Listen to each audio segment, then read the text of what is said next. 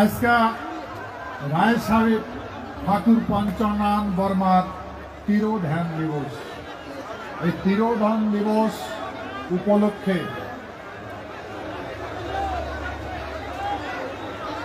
আজকা মই যেগুলা কথা তোমার আগত আলোচনা করিম যে আমার জেনারেল সেক্রেটারির আগত বলে যে ঠাকুর পঞ্চনন বর্মার অসমাপ্ত কাজ পরিপূর্ণ করার জন্য the greater Coochbehar people's association গঠন করা হয়েছে। আজকে যে আমরা আমার ইতিহাস সম্বন্ধে অবগত হওয়া দরকার। আর আজকে জেনারেল সেক্রেটারি প্রেসিডেন্ট নির্মল রায়, জেনারেল সেক্রেটারি নমিতা বর্মন বিস্তারিত করে তোমার আলোচনা করলে হে বৃহত্তর কুচবিহারবাসী, ভাই এটা মনে করেন না, এটা গল্পের কথা। এই কাহিনীটা সারা বিশ্বের মানুষ জানে, সারা বিশ্বের মানুষ আমাকে চিনে, আমার যুদ্ধের রণকৌশল জানে, আমার বীরত্ব সারা দুনিয়া চিনে। সেই মানছি আমরা সেই মানছি। কতগুলা মানুষ আমার এই ভূখণ্ডের মানুষ তিরস্কার করিবার লাগছে, সেহেতু মই অনুরোধ করলাম কথাবার্তা ভাল করে জানাই কয়। আমরা মানুষ সভ্যতার শ্রেষ্ঠ মানুষ। কুচবিহারবাসী, আমরা প্রথম বিশ্বযুদ্ধ, দ্বিতীয় বিশ্বযুদ্ধ ধ্বংস করছি, যার বছর আজকে ভারতবর্ষের মাঝে বাঁচি আছে। আমরা যদি যুদ্ধ আমার ঠাকুরের ঘাট যুদ্ধ ধ্বংস না করলে হয়, তাহলে ভাই আজকে কিছু অন্য হয়ে গেল হয়। ভাই ভারতবর্ষ স্বাধীন, বুঝলেন তো? ভারতবর্ষ আমার পূর্বপুরুষে স্বাধীন করে দিছে। সেই জন্য আমি খবর লিখছিলাম, ভারতবর্ষের কোন নেতা, কোন গভর্নমেন্ট রেকর্ড যদি আছে যে ভারতবর্ষের স্বাধীনতার বিষয় কার সঙ্গে ব্রিটিশ আলোচনা করতে অন্যায় করতে গেল, অন্যায় করতে গেল যে ভারতবর্ষ স্বাধীনতা দেওয়ার জন্য অমুক অমুক নেতার সাথে আলাপ করছে ব্রিটিশ গভর্নমেন্ট, ব্রিটিশের রানী। ভাই আমরা মুখ খুলি না, আমরা কথা কই না। হ্যাঁ, আমার হিউম্যান পাওয়ার দেখাই না, তার জন্য আমরা দুর্বল নয়, কিন্তু তার জন্য আমরা দুর্বল নয়।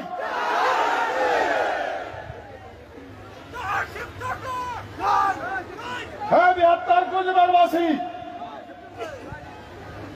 আমরা গণতন্ত্র বিধি ব্যবস্থাপনার সাংবিধানিক বিধি ব্যবস্থার নীতি আদর্শ সম্বন্ধে আমার এই ঠাকুরের ঘর জ্ঞাত আছিল, যার পরিণাম তার বংশধর আজকে ভোগ করবার লাগছে,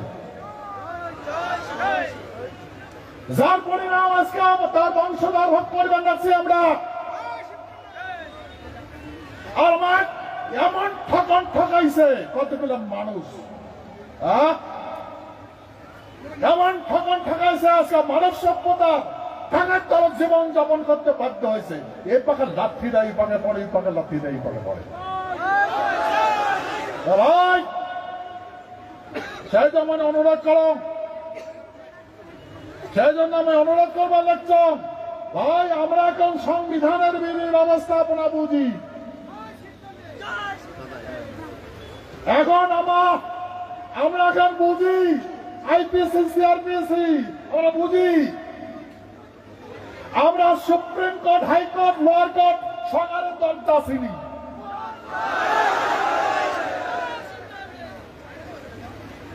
আরে ভাই, হে 72 কুচবিহারবাসী, সেই জন্য নিজের অধিকারের জন্য সব তৈরি হও। আমরা ডিমান্ড করছি ভারত সরকার, আমরা ডিমান্ড করছি গভর্নমেন্ট অফ ইন্ডিয়া আমার রাজ্যটার ইনফরমেশন করে দেওয়ার জন্য, রিসেট মানে পুনর্গঠন করে দেওয়ার জন্য। তার কুচবিহারবাসী, ভারতের রাষ্ট্রপতি, মহামান্য রাষ্ট্রপতি এই বিষয় বিস্তারিত জানে এবং গভর্নমেন্টের নির্দেশ করছে পশ্চিমবঙ্গ সরকারও।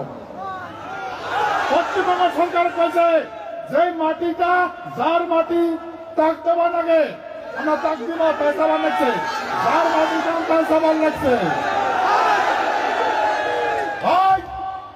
এটা মন দিয়ে শুনবেন, মহামান্য রাষ্ট্রপতি কইছে গভর্নমেন্ট অফ ওয়েস্ট বেঙ্গল তোমাকে আমরা এই রাজ্যটা চলবার দিছিলাম, কিন্তু যার মাটি খান ওই মাটি কিন্তু সবার লাগছে। সেতু মাটি খান সবার লাগছে, মাটি খান দেওয়া লাগে। তো তোর কি আপত্তি আছে? যদি আপত্তি আছে তাহলে সেই কথা বিস্তারিত করি কা, আর যদি আপত্তি নাই সেও কথা কা, আর ফাইনাল করি কবু, চূড়ান্ত সিদ্ধান্ত নিয়ে কবু। যেটা তোর যদি আপত্তি আছে কেন আপত্তি সেই কথা কা, আর যদি আপত্তি নেই সেই কথা কা। এই কথা করে কবু গভর্নমেন্ট কইছে, পশ্চিমবঙ্গ সরকার, পশ্চিমবঙ্গ সরকার কইছে যে দিল্লির গৃহ মন্ত্রণালয় যেটা করবেন ফাইনাল করি করবেন। সেহেতু মহামান্য রাষ্ট্রপতির নির্দেশ মতে, মহামান্য রাষ্ট্রপতি ভবনের নির্দেশ মতে পশ্চিমবঙ্গ সরকারের পক্ষ থাকিয়া কইছে যে ভারত সরকার গৃহ মন্ত্রণালয় যেটা ভালো বুঝবে যেটা করবে আমার কোনো তাতে আপত্তি নাই। গভর্নমেন্ট যেটা করবে, ভারত সরকার যেটা করবে ফাইনাল।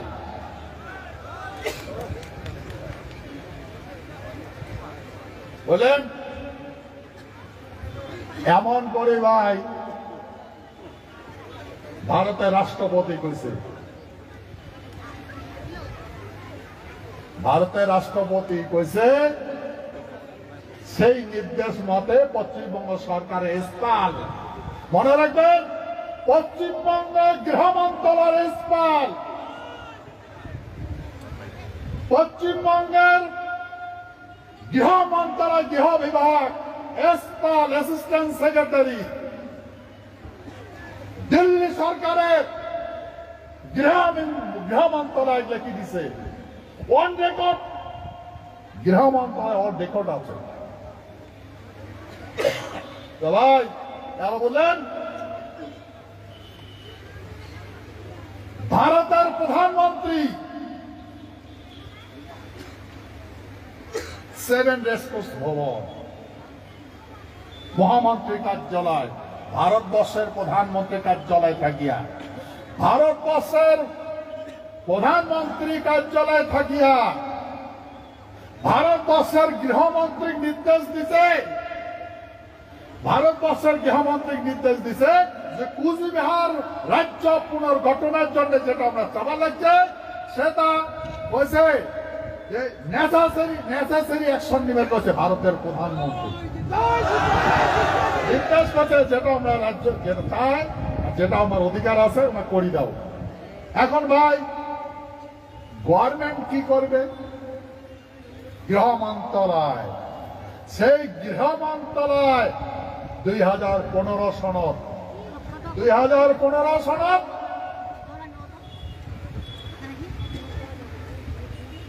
নর্থ বেঙ্গলে আমাদের হাই প্রোফাইল মিটিং হল নর্থ ব্লকের সচিব গুলাও উচ্চ পর্যায়ের সচিব গুলা নিয়ে বৈঠক করে আমার ডাকে বৈঠক করে সেই বৈঠকতে সিদ্ধান্ত হল আমার কেন্দ্রীয় শাসিত রাজ্য বানিয়ে দিবে। আমাকে অপেক্ষা করে গেছে, আমাকে অপেক্ষা করে গেছে। সে তো ভাই সেই অপেক্ষাতে আমরা আছি ভাই। সেহেতু এই আজকে আমি তোমার আগত করলু ভারতবর্ষের বর্তমান যে মানে গৃহমন্ত্রী আছে অমিত শাহ, মাননীয় অমিত শাহ আমার কইছে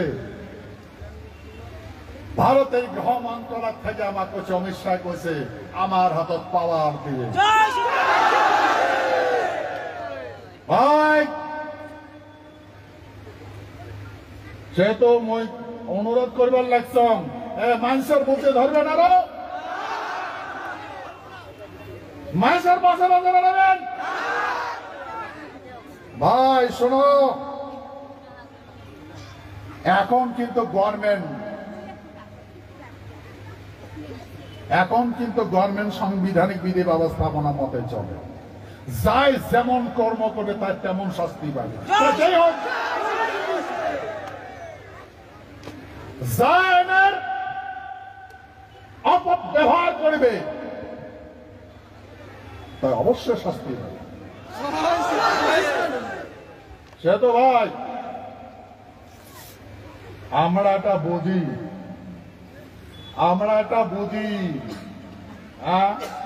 লেজিসলেটিভ সিস্টেমটা বুঝি, আগত বুঝি নাই তো এলা বুঝি। আগত আমার মানব সভ্যতা সৃষ্টি লগ্ন হইতে আমরা জানছিলাম মানব সভ্যতার প্রথম শাসক রাজা, মানব সভ্যতার প্রথম শাসক রাজা। মহারাজার ইন্দ্রের ইতিপূর্বে মহারাজা ইন্দ্র রাজার পূর্বে কোন শাসন আসলো নাকি? রাজা শাসন কোন রাজা আসলো নাকি?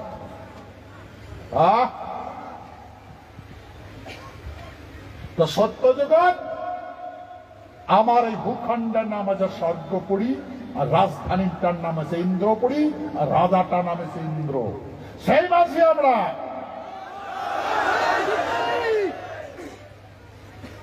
ত্রেতা জগৎ আমার এই ভূখণ্ডের নাম আসলো মিথিলাপুর, রাজা আসলো মহারাজা জনক।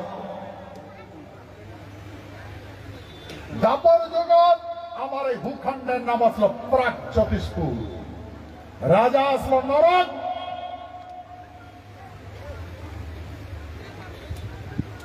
প্রাগজ্যোতিষপুরের যে শাসন আসলো তখন আমার এই ভূখণ্ড খান নামাকরণ করছে, চারটা পাঠ করছে, রত্নপীঠ, স্বর্ণপীঠ, কামপীঠ, সমারপীঠ। সেই মাসে আমরা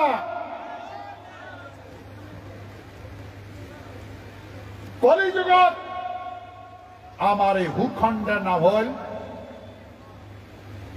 কামতা, রাজা কান্তেশ্বর, গোসানিমারি রাজধানী। তারপরে হল ভাস্কর বর্মা, দেশটার নাম হল কামরূপ। তারপরে দেশটার নাম হল কামতাপুর, রাজা আসলো বিশ্ব সিংহ, উয়ার বেটা নরনারায়ণ, আর তার ভাই বিশ্ব মহাবীর শিলারায়, 8 ভাই।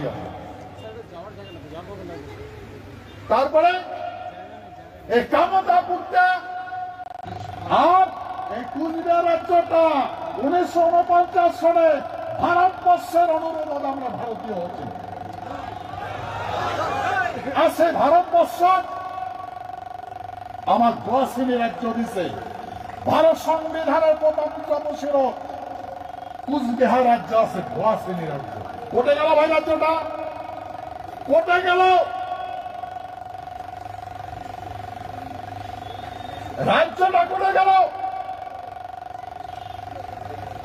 ভাই মনে রাখা লাগবে, ভারত সংবিধানের বলা আছে যে ভারতের সংবিধান মূল সংবিধান, কোন পন্থায় মূল সংবিধান পরিবর্তন করা যাইবে না। আর যদি সে সংবিধান সবাই পেয়েছে, সংবিধান সবাই সংবিধানটা রচনা করছে, তার এই প্রস্তাবনা তাই কেছে কোন পন্থায় মূল সংবিধান পরিবর্তন করা যাইবে না। আর যদি ভারতের সংবিধান পরিবর্তন করা না যায়, তাহলে এই সংবিধানটা বাদ দেওয়া লাগবে, বাদ দিয়ে নতুন করে রাখা লাগবে। ভাই এই সংবিধান চর্চা নিয়ে ভারতের সংবিধানত কটক বাগের কাজিয়া সংবিধান করে, মানে গণপ্রতিনিধি কার্যকরী করে আদালত। আদালত দেওয়া লাগছে সংবিধান করে বলা আছে তোমরা সংবিধানকে মূল সংবিধান অ্যামেন্ডমেন্ট করে পাইবেন না। তারপরে ভাই 11 জন সুপ্রিম কোর্টের 11 জন বিচারপতি, মুখ্য বিচারপতি ভিতরা 6 জন, তার সঙ্গে মুখ্য বিচারপতি আসলো, 6 জন রায় দিছে যে না, সুপ্রিম কোর্টের বিচারে সুপ্রিম কোর্ট অনড় রইল, মূল সংবিধান পরিবর্তন করা যাবে না। আর 7 জন বিচারপতি কইছে যে না, বিচার করা যাবে, পরিবর্তন করা যাবে। ভাই এই 11 জনের ভিতরে এই 10 জন, 10 আর 11 জন, 11 জন বিচারপতির ভিতরে 6 জনে কইছে করা যাইবে না, অ্যামেন্ডমেন্ট করা যাইবে না। আর কইছে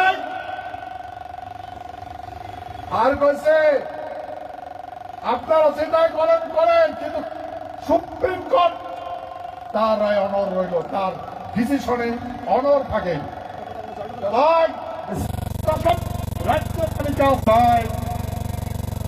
ওই প্রথম তপশিলত আছে ABCD, এইটা কুচি দিয়া কাটি ফেলে দিয়ে আরেকটা মাথা তোলা লাগিয়ে দিচ্ছে। কি তো লাগা দিছে? গণেশের মতো, গণেশের মতো হাতির মাথা তোলা দিছে, আর একটা মাথা তোলা দিয়ে আটটাইতে তোলা দিছে। কি?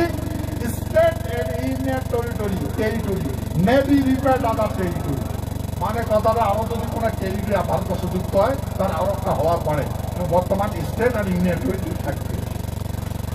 আরে ভাই, আমরা তো সংবিধান মানে জীবন যাপন করি না, আমরা মানব সভ্যতার সৃষ্টির লগ্ন হইতাম না, এটাই জানি। আমরা এমন করে জীবন যাপন করছি